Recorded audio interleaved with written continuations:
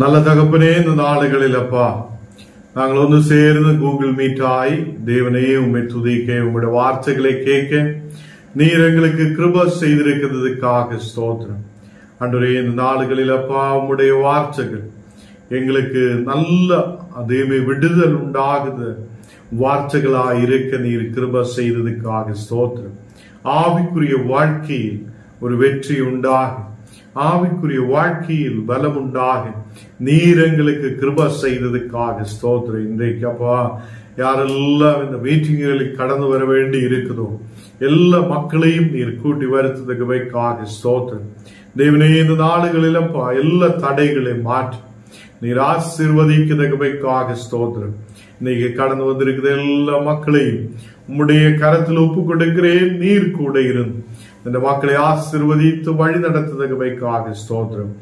நாளுகளில் நாங்கள் தியானிக்கிற ஒவ்வொரு வசனத்திலும் ஆண்டவரே நீர் கூட இருந்து எங்களை வழி நடத்துவதற்காக ஸ்தோத்திரம்.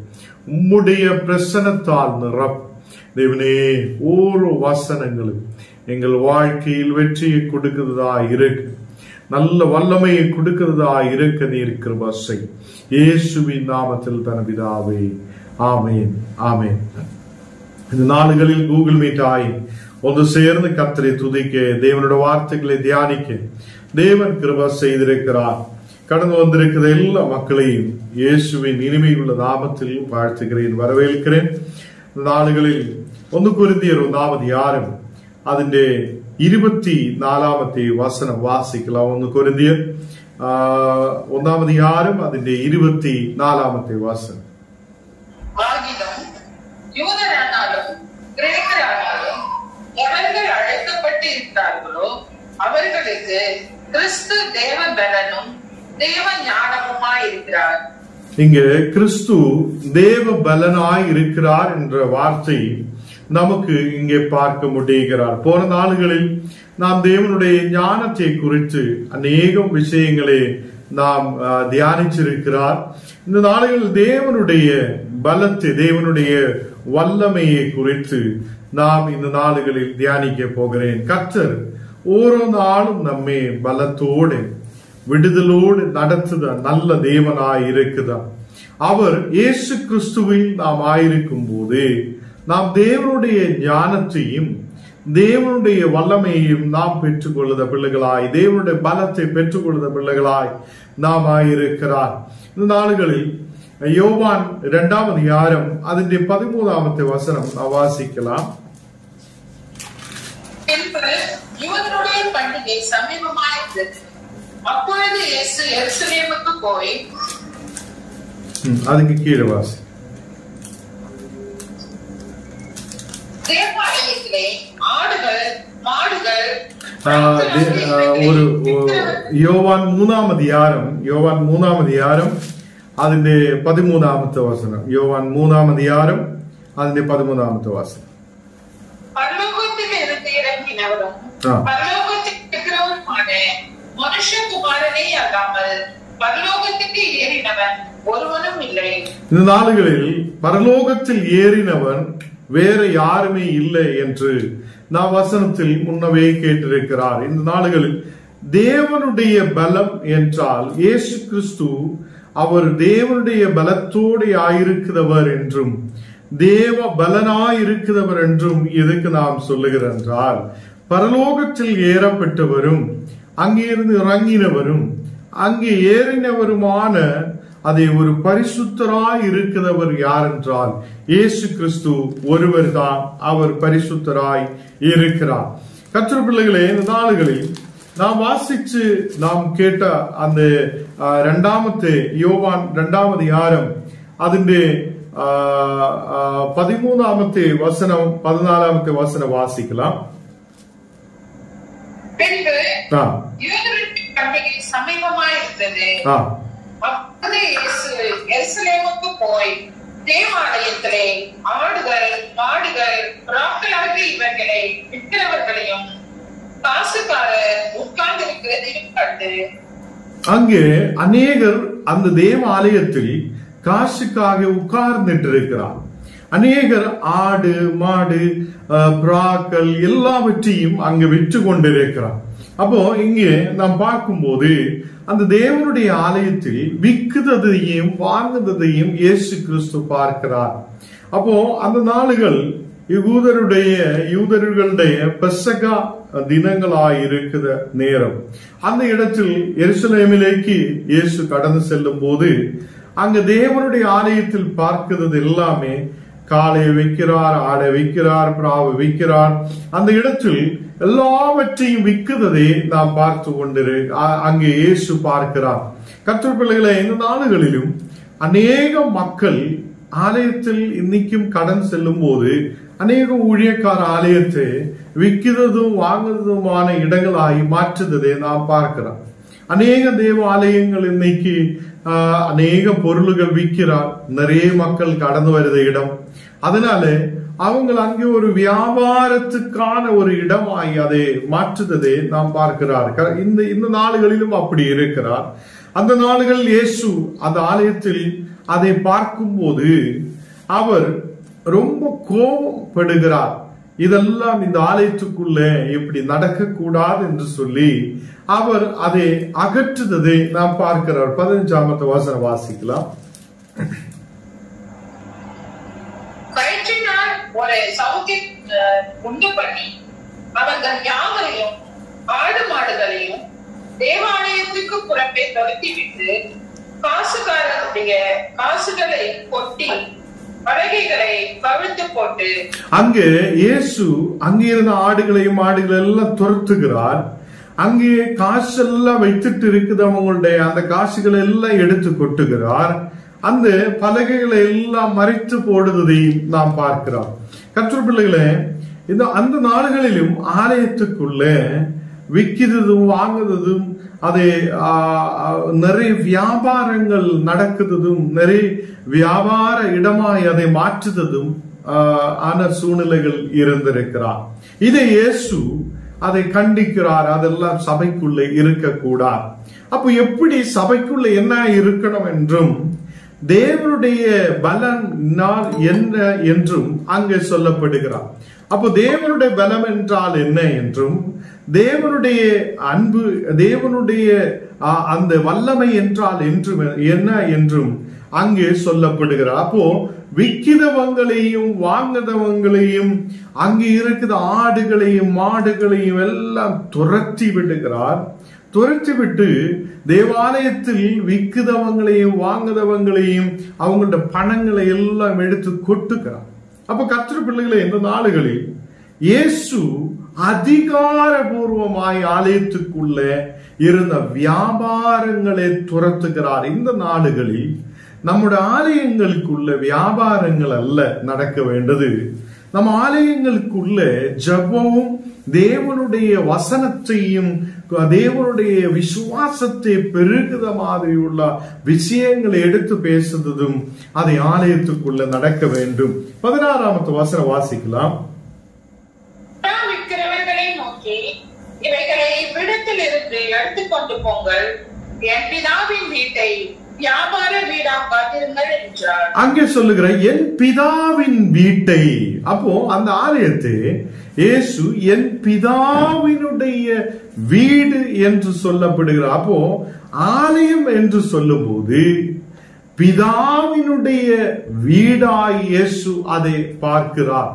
அப்போ நீங்களும் இந்த நாடுகளில் ஆலயத்துக்குள்ள பிரவேசிக்கும் போது தேவனுடைய வல்லமை அந்த இடத்தில் இருக்கிறார் என்றும் தேவனுடைய பலத்தால் நாம் நிரம்பப்படுவார் என்றும் விசுவாசத்தோட ஆலயங்களுக்குள்ள நாம் பிரவேசிக்க வேண்டும். கர்த்தர் பிள்ளைகளே, இங்கே விற்கிறவங்களையும் வாங்குறவங்களையும் ஆலயத்திலிருந்து துரத்துகிறார். விற்கிற எல்லாவற்றையும் அந்த பணங்களை எல்லாம் எடுத்து கொட்டி விடுகிறார். அதை மக்கள் ஒரு வியாபாரமாய் ஆலயத்தை மாற்றும் போது அதை இயேசு கண்டித்து துரத்துவதை நாம் பார்க்கிறார். இந்த இடத்தில் இயேசு சொல்லுகிறார், இது என்னுடைய பிதாவினுடைய ஆலயமாய் இருக்கிறது. தேவ பிள்ளைகளே, பிதாவினுடைய ஆலயம். அதே இந்த நாடுகளில் நாம் ஜபத்துக்காக கடந்து போகிற இடங்கள் வியாபாரத்துக்காக ஏதோ பொருள்கள் விற்கிறதும் வாங்குறதும் அந்த மாதிரி உள்ள இடமா இருக்குது என்றால் நிச்சயமாய் அது பிதாவினுடைய ஆலயம் அல்லவே அல்ல. அதை பிதாவினுடைய ஆலயம் எப்போதும் ஜபத்தால் நிரம்பி இருக்கிறதும் வசனத்தால் பலப்படுவதுமான ஒரு இடமாய் இருக்கிறது. அதனுடைய 17ஆம் வசனம் வாசிக்கலாம். உம்முடைய வீட்டை குறித்து உண்டான பக்தி வைராக்கியம் என்னை பட்சித்தது என்று எழுதியிருக்கிறதை அவருடைய சீஷர்கள் நினைவு கூர்ந்தார்கள். அங்கே சீஷர்கள் முன்னமே எழுதப்பட்ட வசனத்தை அங்கே எடுத்து நினைவு கூறுவதை நாம் பார்க்கிறோம். கர்த்தர் பிள்ளைகளே, உண்மையாய் ஆலயம் என்று சொல்லும் போது அது தேவனுடைய பிதாவினுடைய அது ஆலயமாய் இயேசு பார்க்கிறார். இந்த நாடுகளில் நாமும் தேவனுடைய வல்லமை தங்கி இருக்கிற ஒரு இடமாய், தேவனுடைய அக்கினி எப்போதும் பற்றி எரிகிற ஒரு இடமாய், தேவனுடைய வல்லமை அவனுடைய பலம் இருக்கிற ஒரு இடமாய் நாம் ஆலயத்தை பார்க்க வேண்டும். தேவனுடைய பிள்ளைகளே, கர்த்தருடைய பலம் என்றால், தேவனுடைய வல்லமை என்றால் அது பெரிதாய் இருக்கிறது. அவர் நம்மை அவருடைய பலத்தால் நிரப்புத தேவன். நாம் ஆலயத்துக்குள்ள பிரவேசிக்கும் போதே நம்முடைய எல்லா பலவீனதைகள் மாற்றப்படுகிறார், நம்முடைய எல்லா கண்ணுநீரான சூழ்நிலைகள் மாற்றப்படுகிறார். ஆலயத்துக்குள்ளே நாம் கடந்து செல்லும் போதே கர்த்தர் நம்மை புது பலத்தால் நிரப்புகிறார். கர்த்தர் பிள்ளைகளே, இங்க 18ஆம் வசனம் நான் வாசிக்கலாம். 18ஆம் வசனம். அப்பொழுது யூதர்கள் அவரை நோக்கி, நீர் இவைகளை செய்கிறீரே, இதற்கு என்ன அடையாளத்தை எங்களுக்கு காண்பிக்கிறீர் என்று கேட்டார்கள். இயேசுகிட்ட ஒரு அடையாளத்தை யூதர்கள் கேட்கிறார். இயேசுவே, நீ இதெல்லாம் செய்கிறாரே, நீ இதெல்லாம் துரத்துகிறானே, நீ என்ன அடையாளத்தை நீ காட்டப் போகிறார் என்று கேட்கும் போது இயேசு சொல்லுகிறார், இந்த ஆலயத்தை நான் இடித்து அதை 3 நாளில் அதை பணியுவேன் என்று இயேசு சொல்லுகிறார். அந்த வசனம் 19ஆம் வசனம் வாசிக்கலாம். இயேசு அவர்களுக்கு பிரதியுத்தரமாக, இந்த ஆலயத்தை இடித்து போடுங்கள், 3 நாளுக்குள்ளே இதை எழுப்புவேன் என்றார். இந்த ஆலயத்தை இடித்து போடுங்கள், இதை 3 நாளில் நான் எழுப்புவேன் என்று இயேசு சொல்லுகிறார். இதுல நிறைய பேருக்கு இந்த அர்த்தத்தை புரிந்ததில்லை. இந்த நாளுகளில் நாம் 2 நாளுகளாய் கர்த்தருடைய கஷ்டத்தையும் பாடுகளையும் தியானிக்கிற நாளுகளாய் இருக்கிறது. தேவனுடைய பிள்ளைகளே, இந்த நாளுகளில் இயேசு அவருடைய சரீரத்தை நமக்காக இரத்தத்தை சிந்தி சரீரத்தை கொடுத்து அவர் நம்மை விலைக்கு வாங்குவதற்காக இந்த உலகத்தில் வந்திருக்கிறார் என்று நமக்கெல்லாம் தெரியும். அன்னைக்கு இருந்த மக்கள் இயேசு எதுக்காக வந்திருக்கிறார் என்று சில பேருக்கு தெரியாது. இயேசு இந்த உலகத்தில் வந்ததே எதுக்காக என்று சொல்லி அவங்களுக்கு தெரியாது. என்றாலும் உயிரோடு இருக்கும் போது இயேசு சொல்லுகிறார், இந்த என்னுடைய சரீரத்தை நான் அழித்து அது 3 நாளில் நான் அதை உயிர்ப்பிக்குவேன் என்று இயேசு சொல்லுகிறார். அப்போ அவர் சிலுவையில் அறையப்படுவார் என்றும் அவர் மக்களுக்காக அவங்களுடைய பாவங்களுக்காக இந்த உலகத்தில் இயேசு மரிக்குவார் என்றும் அவர் அடக்கம் பண்ணப்பட்டு 3ஆம் நாளில் உயிர் தெழும்புவார் என்றும் இயேசுவுக்கு தெரிந்துதா இந்த உலகத்தில் அவர் ஆயிருந்திருக்கிறார். அப்போ தேவனுடைய பலம் என்றால் இயேசுவிலூടെ அது வெளிப்படுகிறது. தேவனுடைய பலம் இயேசுவிலூടെ வெளிப்படுகிறது. அதை இயேசு கிட்ட நாம் நெருங்கி வரும்போது இயேசு நம்மை அவருடைய பலத்தால் நிரப்புகிறார். கர்த்தருடைய பிள்ளைகளே, அவர் 3ஆம் நாள் உயிர்த்தெழும்பின தேவன். அவர் 3ஆம் நாள் உயிர்த்தெழும்பின தேவன். அவர் கஷ்டத்தை சகித்து பாடுபட்டு நமக்காக இந்த உலகத்தில் கடந்து வந்து அவர் தன் ஜீவனை மக்களுக்காக கொடுத்து, எனக்கும் உங்களுக்கு மட்டுமல்ல உலகத்திலே சகல மனிதர்களுக்காக அவர் அவருடைய ஜீவனை கொடுத்து பாடுகளை ஏற்று அவர் 3ஆம் நாள் உயிர்த்தெழும்புவதை இங்கே காட்டுகிறார். அதுக்கு அப்புறம் நாம் 20ஆம் வசனம் 21ஆம் வசனம் வாசிக்கலாம். இந்த ஆலயத்தை இடித்து போடுங்கள், 3 நாளுக்குள்ளே இதை எழுப்புவேன் என்றார். அப்பொழுது யூதர்கள், இந்த ஆலயத்தை கட்ட 46 வருஷம் சென்றதே, நீர் இதை 3 நாளைக்குள்ளே எழுப்புவீரோ என்றார்கள். இங்க மக்கள் கேட்கிறது என்னென்றால், இது அநேக வருஷங்கள் 46 வருஷங்கள் எடுத்து இந்த ஆலயத்தை கட்டி இருக்கிறார். இந்த ஆலயத்தை இடித்து நீ 3 நாளில் எப்படி இது பணியுவேன், எப்படி இதை உருவாக்குவேன் என்று இயேசுவிடம் கேட்கிறார்.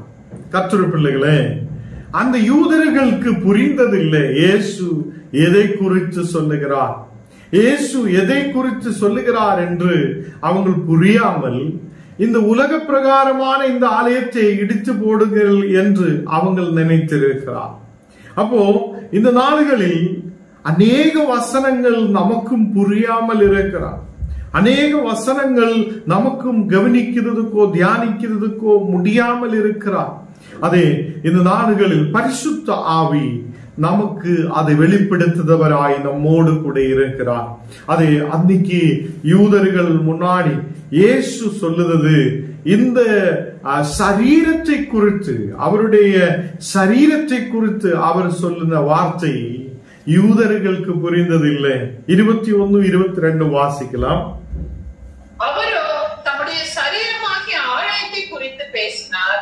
அவர் இப்படி சொன்னதை அவர் மரித்தோரில் இருந்து எழுப்பின பின்பு அவருடைய சீஷர்கள் நினைவு கூர்ந்து மேலும் வாக்கியத்தையும் இயேசு சொன்ன வசனத்தையும் விசுவாசித்தார்கள். கர்த்தருடைய பிள்ளைகளே, இயேசு அவருடைய சரீரத்துடைய ஒரு உயிர்ப்பை குறித்து அங்கே சொல்லுகிறார். 3 நாளில் இந்த சரீரத்தை நான் எழுப்புவேன். எவ்வளவு பெரிய வல்லமை, எவ்வளவு பெரிய பலன். கர்த்தருடைய பிள்ளைகளே, நாம் மரித்து மண்ணின் அடியில் இருக்கிற ஒரு தேவனை நாம் நம்புவது இல்லை.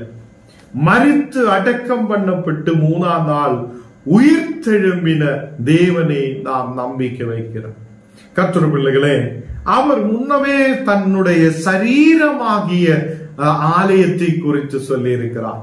இந்த நாளில் வசனத்தில் நாம் அநேக இடங்களில் பார்க்கிறார், நீங்களும் ஞானும் தேவனுடைய ஆலயமாய் இருக்கிறது.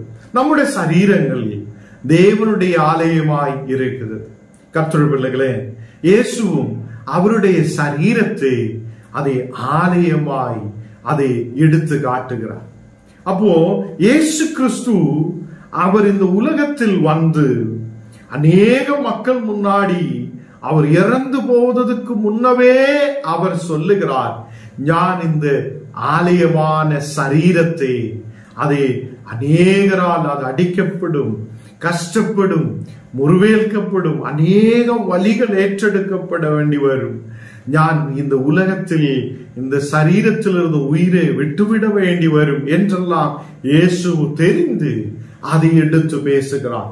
கர்த்தருடைய பிள்ளைகளே, இந்த நாளில் இங்கே சொல்லப்படுகிறது, 3 நாளில் அதை நான் உருவாக்குவேன், உயிர்ப்பிப்பேன் என்று இயேசு சொல்லுகிறார். அப்போ இயேசு வல்லமையான தேவன், இயேசு பலத்தோட இருக்கிறவர். அவர் நம்மையும் பலசாலியாய் மாற்ற முடியாத தேவன். கர்த்தருடைய பிள்ளைகளே, இங்கே இயேசு ஆலயமாகுத அவருடைய சரீரத்தை குறித்து சொல்லும் போது என்னோடு உங்களோடு கர்த்தர் சொல்லுத விஷயம் என்ன? நீங்களும் கர்த்தருடைய ஆலயமாய் இருக்கிறது. நீங்களும் இயேசுவுக்குள் இருக்கிற பிள்ளைகளாய் இருக்கும் போது உங்களுடைய சரீரங்களும் தேவனுக்கு ஒரு உகந்த நல்ல அதை மிகுந்த ஒரு கனி கொடுக்கிற ஒரு ஆலயமாய் நாமும் காணப்படுகிறது. அதே கர்த்தருடைய பிள்ளைகளே, நாம் இயேசு கிறிஸ்துவை பார்க்கும் போது அவர் உயிர் தெழும்பின தேவன் என்று நாம் நம்பிக்கை வைக்கிறார். இங்கே சீஷர்களும் இயேசு மரித்தவரிலிருந்து உயிர் தெழும்பினவர் என்று அவங்க தெரிந்து அந்த வசனங்களை நினைவு கூறுவதே இங்கே 22ஆம் வசனத்தில் நாம் பார்க்கிறார். அப்போ அவர் உயிர் தெழும்பின தேவன் என்று சீஷர்கள் பார்த்திருக்கிறார். சீஷர்கள் சாட்சி அதை அநேகரோடு சொல்லி இருக்கிறார். தேவனுடைய பிள்ளைகளே, இந்த நாடுகளில் அவர் வல்லமையான தேவன், அவர் பலசாலியாயிருக்கிறவர், தேவனுடைய பலத்தால் நிரம்பினவராயிருக்கிறது. கர்த்தருடைய பிள்ளைகளே, இந்த நாளுகளில் தேவ பிள்ளைகளாய் நாம் காணப்படும் போது 1 கொரிந்தியர் 1:24 நாம் படித்தது போல பவர் ஆஃப் காட், தேவனுடைய வல்லமை, தேவனுடைய பலனால் என்ற குறித்து இன்னையிலிருந்து நாம் தியானிக்க போகிறார். நாளைக்கும் நாம் இந்த வசனத்தை தொடர்ச்சியாய் தியானிக்கும். இன்னைக்கு நம்முடைய ஆலயங்கள் விற்கிறதும் வாங்குவதற்கும் அதை வியாபாரத்துக்காகியும் உள்ள ஒரு இடமாய் நாம் மாற்றக்கூடாது. நம்முடைய ஆலயங்கள் ஜபத்துக்கான வசனத்தை சொல்லுதல், அநேகருக்கு மனம் திரும்பல் உருவாக்குதல், அதை ஒரு இடமாய் மாற்றப்படட்டும். நாம் ஜெபிக்கலாம். தேவனே, இந்த நாடுகளில் கர்த்தரே உமது பிரசன்னத்தால் நீர் எங்களை நிரப்புதகவைக்காக ஸ்தோத்திரம். இன்னைக்கு ஆண்டவரே, அநேக மக்கள் ஆண்டவரே கடந்து வர வேண்டி இருந்திருக்கிறார். அநேகர் வர முடியாத சூழ்நிலைகளில் இருந்திருக்கிறார். இந்த நாடுகளில் தேவனே, எல்லா பிள்ளைகளையும் நீர் ஆசீர்வதியும். இந்த நாடுகளில் யூடியூபிலூட, தேவமே கூகுள் மீட்டிலூட இந்த வசனங்களை கேட்கிற ஓரோ மக்களையும் நீர் ஆசீர்வதிக்கிறதுக்காக ஸ்தோத்திரம். ஆண்டவரே, நீக்கப்பா கடந்து வந்திருக்கிற எல்லா மக்கள் மேலும் உமது பிரசன்னம் இறங்கி வரட்டும். தெய்வீக பிரசன்னத்தால் நிரப்பட்டும். ஒரு அற்புத விடுதல் இந்த மக்களுடைய சரீரங்களில் நடக்கப்படட்டும். தேவனே, தேவனுடைய பலத்தால் நீ நிரப்புத கிருபைக்காக ஸ்தோத்திரம். அநேகர் வியாதியோட பலவீனதையோடு இருக்கிறார். ஓ, இந்த நேரத்தில் அப்பா ஒரு தெய்வீக விடுதல் உண்டாகப்படுத கிருபைக்காக ஸ்தோத்திரம். கட பிரச்சனையோடு மனவேதனையோடு இருக்கிற மக்களுக்காக ஜெபிக்கிறேன். எல்லா கட பிரச்சனைகள் மாற்றப்படட்டும். ஒரு விடுதல் உண்டாகப்படுத கிருபைக்காக ஸ்தோத்திரம். இந்த நாளுகள் தேவனே, உம்முடைய பலத்தை குறித்து நாங்கள் தியானிக்கும் போது ஆண்டவரே, ஓ உம்முடைய பிரசன்னம் எங்களை நிரப்புதகவைக்காக ஸ்தோத்திரம். ஒரு மக்களையும் நீ நிரப்பி ஆசீர்வதிக்கட்டும். ஆண்டவரே, இனியும் திரளான மக்கள் கூகுள் மீட்டில் கடந்து வரப்பட ஆசீர்வதிக்கப்பட நீர் கிருபா செய்ததுக்காக ஸ்தோத்திரம். இந்த நேரத்தில் அப்பா, 2 நாட்களாய் உபவாசத்தோட ஜபத்தோட ஆயிருக்கிற ஓரோ மக்களுக்காக ஜெபிக்கிறேன். எல்லா நின்ன பிள்ளைகளையும் நீர் ஆசீர்வதியும். தேவி ஆரோக்கியத்தோடு விடுதலோடு ஓ தெய்வீக அபிஷேகத்தோடு நீர் வழி நடத்துதகவைக்காக ஸ்தோத்திரம். இந்த நாடுகளில் கர்த்தாவே, அநேக தேவைகளோடு ஜெபிக்கிற மக்கள் உண்டு. இந்த மக்களுடைய எல்லா தேவைகளும் சந்திக்கப்படுதகவைக்காக ஸ்தோத்திரம். நீர் பரிசுத்தராய் எங்களோடு கூட இரு. ஆண்டவரே, உமக்குள் நாங்கள் வாசம் பண்ண, உமக்குள் நாங்கள் ஆயிருக்கப்பட, ஆண்டவரே எங்களுடைய சரீரங்களும் கர்த்தருடைய ஆலயங்களாய் மாற்றப்பட நீர் எங்களை பரிசுத்தப்படுத்ததகவைக்காக ஸ்தோத்திரம். உம்முடைய வசனத்தால் நீர் எங்களை பலப்படுத்தும். ஆண்டவரே, வந்திருக்கிற எல்லா மக்கள் மேல் உமது வல்லமை ஊற்றப்படட்டும். ஒரு புது சக்தி இறங்கி வரப்படட்டும். ஒரு புது பலத்தால் நிரப்பட்டும். ஆண்டவரே, தெய்வீக பலம் இந்த மக்கள் மேல் ஊற்றப்படுதகவைக்காக ஸ்தோத்திரம். இயேசுவின் நாமத்தில்